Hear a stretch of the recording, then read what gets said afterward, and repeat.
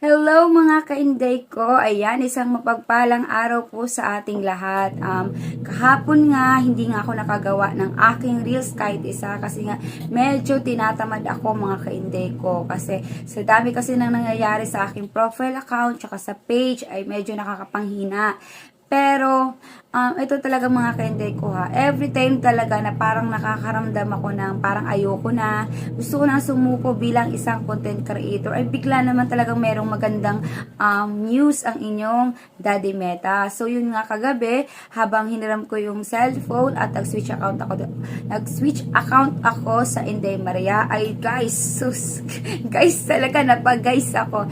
Alam niyo mga kainday ko, nung tininan ko yung sa monetization ko, kasi nga ginawa ko ng admin nun si Sofia, so inalis ko na si aking asawa sa pagiging admin. Kasi nga, para napapanood niya pa rin yung mga ads namin. Kasi kapag once kasi naging admin siya ng page, ay hindi niya na napapanood yung mga ads namin. So, syempre, gusto ko din nakikita yung ads namin sa mga long video namin. So, ito na nga, chika ko na sa inyo. Pinuntahan ko yung sa monetization, chinek ko kung bakit merong alert. Kasi meron ako isang reels doon na not original content daw. Pero ako naman yung nagsasalita. Yun yung pasasalamat ko sa 12k followers ko. In-upload ko yun na reels. Tapos ewan ko siya bakit naging bakit naging unoriginal content siya. So ang ginawa ko mga kanday ko, dinilit ko na lang yun kaysa ipa-review ko pa siya. Masyadong madaming proseso. Hindi naman kaya ng cellphone. Nahihirapan talaga ako. Tapos, yun na nga. Pag-check ko, nagkaroon ng ads on reels ang aking page. O, diba? Kung kailan hindi na ako masyado nag-upload ng mga reels, tsaka naman siya nagkaroon ng ads on reels. Wow. So, nagkaroon na ako ng in-stream ad, tsaka ads on reels sa aking page. Kaya, mas lalo akong ginaganahan na mag-upload ulit. So, diba? Yung parang, tipong ayaw mo na, pero, ayan, bigla na naman may pag-good news Daddy Meta nyo. So, anong dapat gawin? Dapat, upload pa ulit at laban na ng laban. So, diba, si Daddy Meta gumagawa ng paraan para hindi ako panghinaan ng loob. Tapos, ako, hihinto, diba? Kaya, nung dati, medyo nalulungkot ako kasi sabi ko, upload ako ng reel sa aking video, sa aking page, pero wala naman yung ads on reel, so wala siyang parang kita. Doon lang talaga ako sa in-stream ads kumikita, mga kainday ko. Kaya yung pagtingin ko kagabi, dalawa na sila.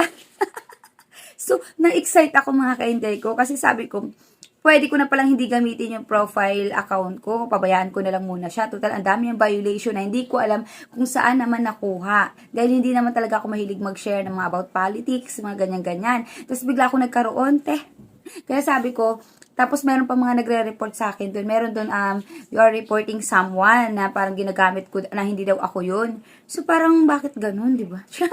Kaya sabi ko, hindi ko na muna siya gagamitin. So yun na nga, medyo tinamad ako na ilang araw. Kaya nung nakita ko siya, syempre ginaganahan na naman ako. Kaya kayo mga kainday ko, bilang hindi naman tayo sikat dito sa mundo ng social media, kailangan talaga natin magsipag.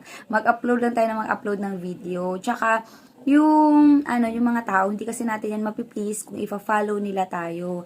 Meron naman yung iba na ifa-follow nila tayo, tapos i-unfollow din nila tayo. Wala tayong magagawa kasi choice nila yun at gusto po talaga nila yun. So, yun yung nila, yung hindi ko alam kung ano yung trip nila. Basta, tayo mga kainday ko, magtuloy-tuloy lang tayo bilang isang content creator, digital creator, or vlogger pa, kung anong gusto nyo itawag nyo sa sarili nyo. Magtuloy-tuloy lang tayo kasi hindi naman talaga wala naman talaga nag-uumpisang madali. Lahat pinagdadaanan ang mahirap. Kaya, kailangan lang natin lumaban. Kapag napagod tayo, magpahinga tayo based sa mga experience na nakakaramdam talaga ng pagod. So, nagpapahinga lang ako. Tapos, yun, laban ulit. Kaya, kayo mga kainday ko nag-uumpisa pa lang, kung ano man yung pinagdadaanan nyo, pinagdadaanan natin, tuloy-tuloy lang tayo bilang isang content creator. Kasi, lagi nga nilang, di ba nga, ang hindi sumusuko ay sila yung nagwawagi. So, dapat mga kainday ko, ganun din yung mindset natin, di ba?